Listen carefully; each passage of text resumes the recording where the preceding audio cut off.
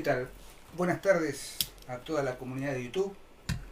Con esta solemnidad y esta seriedad queremos anunciar que después de un largo descanso hemos vuelto, señores. Bienvenidos a la última página. Seba, ¿cómo estás? ¿Cómo le va, profesor? Por momentos sentí un temor. Bueno, estábamos oxidados. Un horror vacui. Estamos oxidados, así que hay que hidratarse, ¿no? Calores de inicios de febrero. Estamos nuevamente aquí felices porque empezamos el tercer ciclo, el tercer año de la última página. Y bueno, no tenemos vergüenza. No tenemos vergüenza, pero sí tenemos más de 5.500 suscriptores. El año pasado quisimos llegar a los 5.000 a fin de año, pero bueno, durante enero hemos recibido muchísimo cariño, muchísimo afecto de muchos seguidores nuevos. Han pedido que estuviéramos de vuelta y aquí estamos, retomando la emisión semanal de la última página, así que les agradecemos la paciencia que han tenido, sobre todo el tiempo que nos hemos tomado, que fue largo. Casi un mes y medio. Pero bueno, aquí estamos nuevamente a partir de hoy, lunes 17 de febrero. Empezamos con las emisiones semanales. Me voy a tomar 2 minutos, Eva, para hacer algunos Adelante, caballero, por favor. Y algunas cuestiones importantes para nuestros nuevos seguidores. Vamos a estrenar un Facebook. Seguramente en la pantalla están viendo, lo vamos a poner en letras grandes para que lo vean. Sabemos con Sebastián que muchos están suscritos, están adheridos a la página de ADTV. Ahí vamos a seguir promocionando las actividades, pero hemos decidido hacer un Facebook distinto, un Facebook aparte, sobre todo para tenerlos al día con artículos, con fragmentos de ensayos, de libros, etcétera, y sobre todo que tengan una actualización semanal de todo lo que vamos subiendo, porque quizás en la página de Facebook de la Asociación de Estudios Humanísticos a veces tenemos algún delay y los programas no se suben o no se promocionan todas las semanas. Entonces, exactamente. Vamos a administrar el Facebook de la última página, así se va a llamar, no hay mucha originalidad, la última página oficial, no sé, ahora seguramente ahí tienen el link para acceder a esa página de Facebook, el Instagram, que por supuesto sigue funcionando. Y bueno, Seba, el año pasado nos habíamos ido con una promesa de novedades para este año. Este año no tenemos libro todavía publicado. Pero bueno, va a haber. Va a haber. Se Sí, sigue sí. dando vueltas cuando los dioses, se sigue dando vuelta y todo el resto es silencio. Pero queremos anunciarles lo siguiente. Estamos trabajando en un proyecto nuevo y en función de ese proyecto hemos decidido cumplir, o si se quiere, tomar el toro por las astas de algo que nos han venido sugiriendo, rogando en algunos casos, que es lanzar un podcast. Pero vamos a hacer lo siguiente, vamos a explicar cómo va a ser esto. A partir de este programa, ustedes van a poder descargar el audio de cada uno de los programas que vayamos subiendo este año. Lo pueden bajar y escuchar en formato podcast, aunque esto no es un podcast, ¿no? Dura 30 minutos, pero sí vamos a hacer una o 2 veces por mes un podcast especial. O sea, vamos a lanzar un ciclo especial de podcast con un tema específico, no queremos adelantar, va a tener un nombre particular ese podcast, y vamos a desarrollar un tema, una idea que tiene que ver con el proyecto en el cual estamos trabajando, que tiene que ver más que nada con centrar nuestras energías del podcast en algo puntual que necesita mucho desarrollo, que en 30 minutos de programa no podríamos hacer, y que tampoco podemos sostener semanalmente un programa de 30 minutos más un podcast de 50, 60 minutos, porque perdería la calidad y empezaríamos a aburrir un poco. Entonces, a partir de ahora van a poder descargar el audio del programa, del video, para que lo puedan tener, lo puedan escuchar, etcétera, y además estén atentos porque tal vez 1 o 2 veces por mes vamos a ir subiendo este ciclo de podcast, que van a ser aproximadamente unos entre 10, 15, tal vez 20 emisiones especiales de la última página en formato podcast. Correcto. No va a haber imagen, va a ser un podcast, y vamos a tratar de orientarnos un poquito, sobre todo con los equipos de audio y demás. Este año vamos a tratar de mejorar todas aquellas cuestiones que venimos prometiendo hace tiempo, sobre todo la cámara, sobre todo el audio, que a veces tiene algún problemita. Hemos comprado bonos de la deuda norteamericana para ver si podemos, claro. Pero bueno, Sebastián, ¿cómo estás? Pero muy bien. Hablé mucho. Bueno, no, muy bien, muy bien. Quería yo ser el que anuncie que el caballero Ah, entró en otro estado, sí, estoy... en un estado de transformación alquímica. Sí, sí, acá el oro ha vuelto a su estado original. Exactamente. Somos parte del mismo club. Somos Sí, parte del mismo club, ha sido bendecido con la presencia en este nuevo club. sí. Y bueno, la alegría infinita. Se subieron fotos al Sí, Instagram. en la cuenta de Instagram hubo nuestro community manager, Que es, bueno, uno de los porrini, Ujú. porrini menores, subió una foto en el momento de la ceremonia. Exactamente. Y demás, y bueno, Así que bueno, la compartimos alegría. la alegría Exactamente, de este de momento. estar ya Y bueno, Diego. en sagradas nupcias. Exacto. Bueno, ya de vuelta, ya un poquito más descansado. Sí, sí. Realmente lo digo yo porque él no lo va a decir por su humildad y demás, pero hacia diciembre, cuando estábamos haciendo los últimos programas, pobre, la verdad que corrió contratiempo porque, imagínense, se casó a fin de enero, si bien digo, comienzo de febrero, y tenía toda una acción a llevar adelante. Acción que, como todos sabemos, significan un montón de cosas. Así que mi agradecimiento directo acá a vos, Diego, y a Claudia, que es la esposa, exactamente, y que realmente ha tenido una paciencia con nosotros enorme, ¿no? En ese sentido. Bueno, pero bueno, Diego, hechas las aclaraciones del caso, ya está, hicimos los avisos. vamos a cumplir la palabra con algo, ¿no? La palabra. Exacto. ¿Con qué escritor? ¿Con qué Bueno. escritor? El año pasado, y ya hace tiempo que nos vienen haciendo un reclamo casi, Sí. que es hablar de Hermann Hesse. Ujú. Así que hoy, en el primer programa del ciclo 2020, tercer año de la última página, vamos a empezar con un autor universal, de la literatura universal, que es Hermann Hesse. Y bueno, vamos a tratar, Seba, de hacer lo mejor posible en estos minutos que tenemos, porque claramente cuando uno dice Hermann Hesse, automáticamente se abre un mundo. Es una biblioteca, sí. Una sí, biblioteca y un mundo. Sí. Una Sí, literatura sí. Una cosmovisión. que realmente responde a ciertos parámetros temporales. Digamos, Hermann Hesse vivió entre 1877 y 1962. 85 o sea, años, sí. Vivió el fin del siglo XIX, Ujú. el principio del siglo XX, La con debacle. las dos guerras. Claro. O sea, hablar de Hesse, como hablar de Kafka, como hablar de Robert Balzer, como hablar de muchos escritores europeos, Robert Musil, Robert claro, Musil, sí. es hablar de una literatura primero compleja. Ujú. Compleja por la cantidad de textos que tenemos, por la cantidad de estudios que se han hecho, por la cantidad de críticas positivas, negativas que se han hecho, pero sobre todo por la densidad de la escritura de Hermann Hesse. Así que hoy vamos a abordar dos de los muchos textos que podríamos tomar, que son Demián, o la historia de la juventud del joven Emile Sinclair, y El juego de los avalorios. Así que vamos a tratar de puntualizar algunas cuestiones, digamos, no tanto del contexto de Hermann Hesse, sino del contenido de su obra, que me parece lo más rico y lo más interesante. Adelante. Hermann Hesse fue uno de los digamos, ganadores del premio Nobel en 1946, ganó el premio Nobel, y de las demasiadas cuestiones de su vida, a mí me gustaría detenerme en el aspecto de su espiritualidad. Hermann Hesse, obviamente, está influido fuertemente por el pietismo suavo, una familia protestante de Schwaben, ¿no? Del Sacro Imperio Romano Germánico, hogar de los gibelinos, de la dinastía de ¿cómo es el alemán? Hohenstaufen.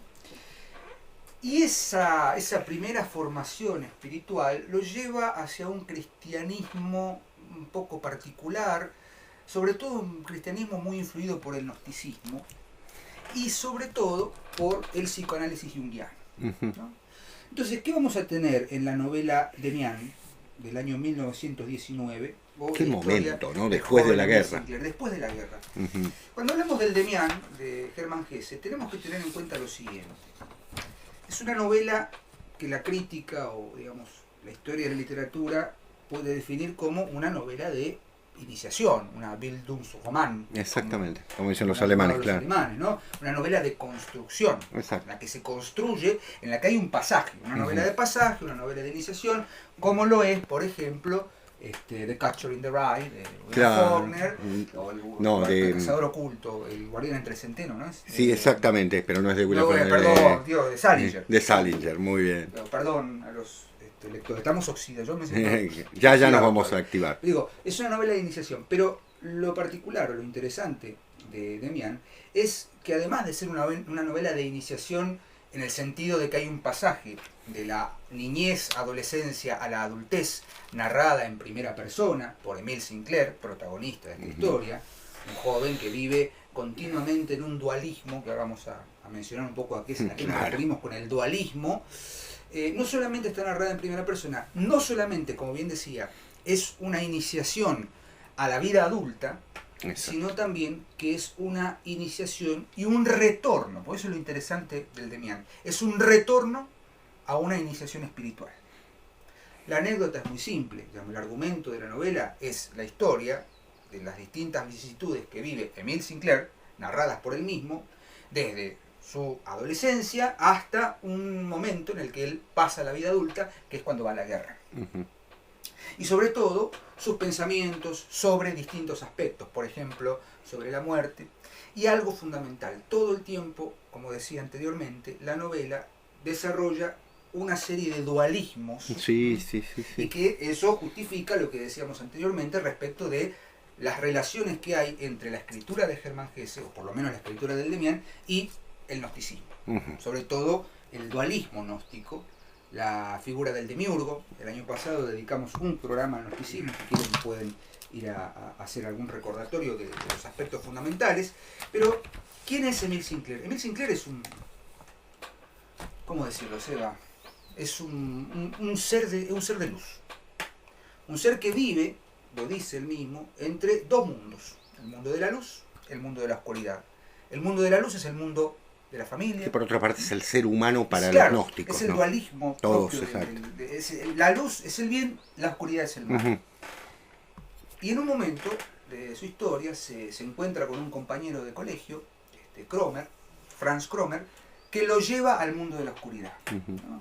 Lo lleva, o sea, es una contrainiciación, y Emile Sinclair, que va por una senda luminosa, cae en la oscuridad, caída en la oscuridad, para volver al mundo de la luz a través de la guía de Demián, ¿no? Que es uno de esos personajes casi angélicos. Demián, ¿no? Es un ángel, sí. Es un ángel, es un maestro, es una persona que viene a llevarlo, a traerlo nuevamente al mundo de la luz. No quiero contar, digamos, todo el argumento de la novela, porque la verdad que al ser narrada en primera persona es un gran anecdotario, sí. una novela muy fácil de leer porque está narrada en primera persona, pero con una complejidad y una profundidad en el aspecto no solamente religioso espiritual, sino también simbólico, sobre todo en los nombres. La madre de Demián se llama Eva, claro. Frau Eva. Una de las musas, o a quien Sinclair toma como elemento de luz en cuanto a digamos, sexo femenino, o a la mujer, el amor platónico de Demián de Sinclair, se llama Beatrice. Claro, Beatrice. Claro. O sea, Más claro, échale agua. Una cantidad enorme de referencias a grandes nombres o grandes momentos de la literatura universal, y sobre todo a la tradición veterotestamentaria, ¿no? Es decir, hay una formación ahí cristiana, y sobre todo también la influencia de Jung, ¿sí? En las biografías que circulan conocidas de Germán Hesse se dice que él fue, digamos, psicoanalizado, el tema del inconsciente colectivo, toda Jung y el tema del simbolismo, el arquetipo como elemento colectivo, cuestionar el arquetipo, etcétera. Además, entonces se nota que su escritura tiene mucha influencia o ha sido atravesada, digamos, por este sistema o esta, no sé cómo llamar, al psicoanálisis, claro. Esta cuestión que tiene que ver digamos, con ir a la profundidad, volver a la profundidad, hacer un retorno. Pero me parece que cuando uno lee el Demián, se va a encontrar no solamente con una literatura de iniciación, digamos, como bien decíamos, con una novela de iniciación, sino con una enorme reflexión sobre la condición humana. Sí. Hesse, en ese sentido, ha sabido ver, a través de la figura de Sinclair y de Demián, del dualismo, a través de la caída y el retorno al mundo de la luz, que es absolutamente simbólico, que no alegórico, sino simbólico, porque hay una lectura que se puede hacer desde el retorno a un mundo armónico, que es el mundo... Exactamente, al cosmos. Al cosmos, al pleroma, claro. por así decirlo. Aparece la figura del demiurgo, Abraxas, que Demián lo inicia a Sinclair en este mundo. Pero hay algo que tiene que ver con la idea de la muerte, no como algo fatal, sino como como un renacimiento. Exacto. Dice en un momento Sinclair, comprendí el sabor de la muerte. Es amarga, porque es renacimiento, porque es miedo e incertidumbre ante una aterradora renovación. Es decir, toda muerte es un ciclo que vuelve a iniciar. Lo que se muere da paso a la vida. La iniciación es la muerte para y una otra nueva vez vida. el dualismo. Claro. ¿No? Y eso está... Uno puede leer el Demián como una hermosa novela de iniciación y qué sé yo, y quienes tienen algún tipo de aspiración a la escritura y tal, pueden tomar... Es un maestro eso, en ese sentido. Pueden tomarlo como ejemplo, decir, bueno, a ver, pero además de eso, el Demián, en una lectura subyacente, tiene una enorme carga de filosofía y de tradición gnóstica muy fuerte. Sí. Entre otras cosas, ¿no?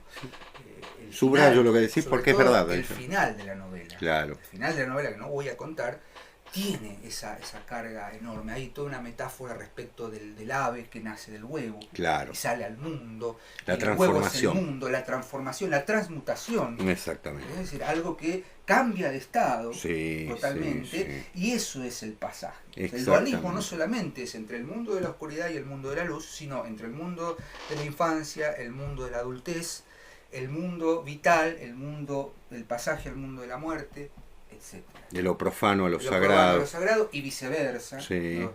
En ese sentido, Hermann Hesse me parece que en esa novelita de 1919 empieza de alguna manera, o tiene ya una cosmovisión totalmente cerrada y bien construida, y sobre todo con un lenguaje que realmente es admirable. Es un gran escritor. Es un gran escritor porque, como vos sabés, Diego, Hermann Hesse era poeta. Y muy buen poeta. Borges dice que en 1917, fíjense qué temprano, antes de Demián, él está en Europa, por lo que sabemos de su biografía, y llegan a sus manos una serie de poemas en alemán de un poeta nuevo, Hermann Hesse. Y Borges siente una atracción por la poesía de Hesse, pensando que es un poeta, que de alguna manera un poeta en el sentido, y lo es, ¿no? Pero quiero decir, un poeta que se dedica solo a la poesía, sin conocer, que luego lo va a conocer, al narrador, que es lo que verdaderamente después dominó sobre Hermann Hesse. La poesía de Hesse es de los años 10, digamos así.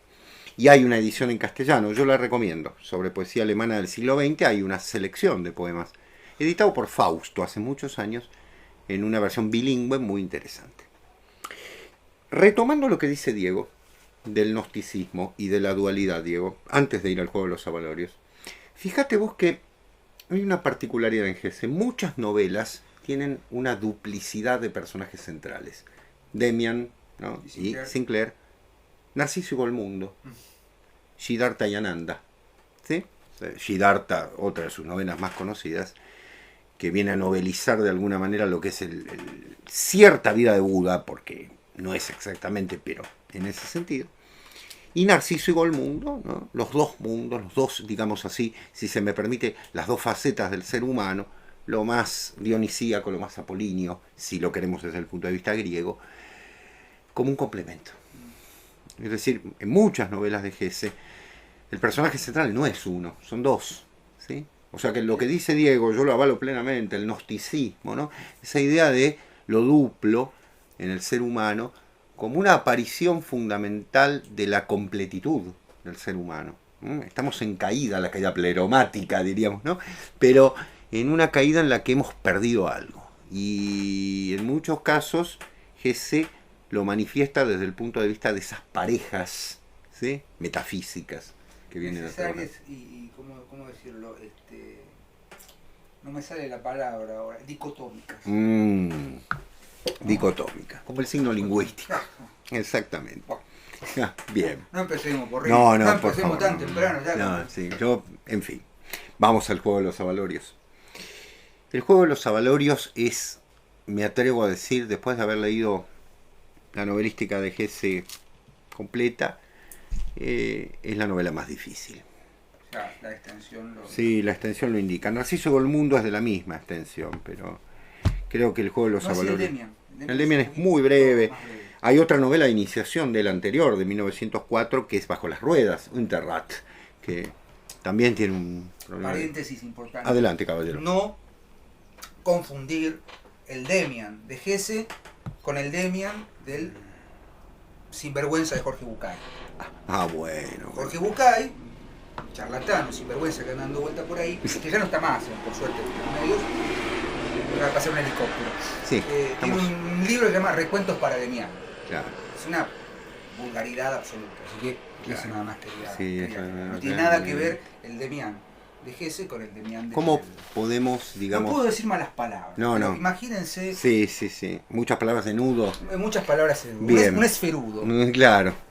De alguna manera es un poco lo que recordamos siempre, en el sentido de que cuando aparece una joya alrededor, en su derredor tienen que aparecer necesariamente los elementos oscuros, ¿no? Perdón, o los ocultos. No, al contrario, por favor, me parece estupendo lo que acabas de decir. Vamos al juego de los avalorios. ¿Por qué digo que es una novela difícil? Es una novela difícil fundamentalmente porque nos encontramos con poca acción. Escrita, escuchen bien, en 1943, todos los que tenemos una noción de lo que pasa históricamente nos damos cuenta de la importancia de esto. Está Europa en plena guerra. Hermann Hesse desde hace 25 años no vive en Alemania por una cuestión ideológica. Es claro que Hermann Hesse es un hombre de una espiritualidad profunda, pero también es una persona con convicciones ideológicas muy claras, que hablan de la libertad del ser humano en relación con ciertos sistemas totalitarios, y se encuentra en Montagnola, en Suiza, en un lugar que hoy en día es un museo, su casa, en el que él va a desarrollar su gran obra intelectual. De hecho, toma la ciudadanía suiza, ¿no? Siendo un alemán, toma la ciudadanía suiza. Y en 1943, en plena guerra, escribe El juego de los avalorios. ¿Qué es El juego de los avalorios? Es una novela, como ustedes ven, extensa, dividida en dos partes. La primera parte es la biografía de Joseph Knecht, y la segunda son sus escritos. Lo voy a simplificar porque quiero citarlo. Hay una introducción, por favor. La introducción, léanla. No es un prólogo, es una introducción, que sería una tercera parte, digamos. Léanla, ¿por qué? Porque Hesse, casi como un ensayista, en la introducción nos dice qué posible lectura hay de esto. Nos estamos encontrando ante una novela que tiene un carácter filosófico de primer orden, metafísico de primer orden. Alguien ha hablado de la ciencia ficción en este caso. Bueno, podría ser, yo lo discuto, para mí tiene que ver más con elementos de una historia, porque se ubica fuera del tiempo, puede ser hacia el siglo XXIII, no importa, pero con una edad media recuperada, ¿sí?, en la que un maestro de un juego, que es el juego de los avalorios, Joseph Knecht, va a ser fundamentalmente el personaje central sobre el cual se va a hablar. ¿Qué es este juego? No lo terminamos de saber. Ustedes me dirán, bueno, qué frustración, no importa. Es un juego metafísico, es un juego trascendente, que tiene que ver con uno de los juegos metafísicos más importantes de la vida humana, la música. El lenguaje de las esferas, la música, ¿sí? Hermann Hesse era un conocedor enorme de la música, un gran, digamos así, apasionado de la música, en el sentido de la música como elemento fundamental. Ustedes saben que para el pueblo alemán la música, bueno, la tradición alemana está ligada a la música de una manera clave, por lo menos desde Bach en adelante. Y él encuentra, viene de una tradición protestante, pero encuentra en la música un lenguaje divino que aquí se suma a la otra disciplina sagrada, que es la matemática y la geometría, y a la que él le agrega el tercer sistema, que es el ajedrez, de alguna manera, sin nombrarlo, pero inevitablemente ligado a ese juego superior. todo desde el punto de vista del cuarto lenguaje sagrado de la humanidad, ¿no? Decíamos, tenemos por una parte la música, ¿no? Este juego de los avalorios, ¿sí? El ajedrez, la matemática, ¿no? O sea, la matemática, el ajedrez, ¿no? Y el lenguaje fundamental, el lenguaje natural. Por eso es una novela, ¿no? Sumados todos ellos en una cápsula muy particular. Ahora bien, ¿qué hay en el juego de los avalorios? Hay un mensaje a la humanidad en torno de la preservación de algo que es clave, que se destruyen con guerras de ese tipo, con guerras entre las que el nazismo, el comunismo y el capitalismo vienen a plantear una destrucción total del ser humano. Lo único que puede quedar como esperanza es el espíritu de la cultura. En un artículo publicado durante la Primera Guerra Mundial, y que está reunido en un libro que les recomiendo, que se llama El arte del ocio, de Hermann Hesse, él le escribe a los soldados en el frente diciéndoles que no olviden que más allá de todo, no importa que gane el comunismo, el capitalismo o lo que fuere, porque en ese momento, Primera Guerra Mundial, sino que lo que ellos son un espíritu de cultura. Es decir, como individuos llevan un espíritu de cultura. Contra todos los sistemas políticos, contra las falsas contrautopías que nos vendieron en el siglo XX, Hermann Hesse dice, es la tradición cultural, es la tradición del espíritu, lo que puede llegar a salvar al ser humano. Una sola frase que quiero citar. Hace muchos años leí esta novela y la volví a releer hace un tiempo porque habíamos pensado en retomar estos temas. Pero no olvido la página de la edición que tengo, que es, como ustedes verán, es de la colección de la biblioteca personal de Jorge Luis Borges. ¿Sí? Macana de colección. Claro, nada menos que quién, ¿no? Lo prologa. Escuchen esto, queridos docentes. Queridos todos. Si tú llegas a ser maestro, investigador o músico, debes venerar el sentido, entre comillas, pero guárdate de considerarlo como materia de enseñanza. Con el deseo de enseñar a los demás el sentido, han provocado los filósofos de la historia la corrupción de la mitad de la historia universal, el comienzo de la época folletinesca, y han de compartir la responsabilidad de copiosos derramamientos de sangre. Aunque en muchas ocasiones he introducido a mis alumnos en Homero y en los trágicos griegos, no se me ocurrió intentar presentarles la poesía como una manifestación de lo divino, sino que me esforzaba por hacerles accesible la poesía mediante el exacto conocimiento de sus recursos lingüísticos y métricos. Asunto del maestro y del investigador es el estudio de los medios y el cuidado de la tradición, la conservación de los métodos en su pureza, no la sugerencia o el fomento de aquellas vivencias de carácter inefable, reservadas a los elegidos, que muy a menudo se hallan también en la situación de víctimas y derrotados. Bueno, ¿quieren que agregue algo? En verdad ya está todo dicho. La verdadera pedagogía no es lo que van a escuchar del personalismo, del individualismo, de la sociología de la educación y demás. Acaba de mandar Hermann Hesse, por intermedio nuestro, y lo dice desde 1943, el mensaje más grande sobre la educación. Resérvate de decir ciertas cosas, porque hay ciertas cosas que están ligadas a un principio para el que no todos estamos preparados. La luminosidad nos es imposible a todos, nos desintegraría. Y algo fundamental a tener en cuenta es que el juego que crea no es un juego físico. De hecho, hay un programa en YouTube que estuve viendo hace un tiempo que intenta hacer físicamente el juego de los avalorios.